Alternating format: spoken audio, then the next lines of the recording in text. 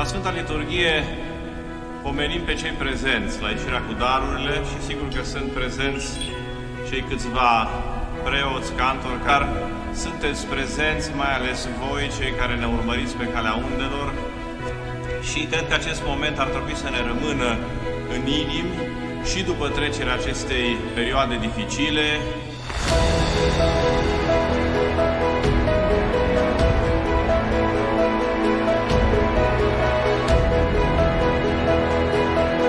Și când fiecare va merge la biserica lui, să știm că rămâne o comuniune între noi, chiar dacă suntem la distanță. Și că de aici, din Catedrala Blajului, se vor înălța rugăciuni pentru toți credincioșii greco-catolici din biserică.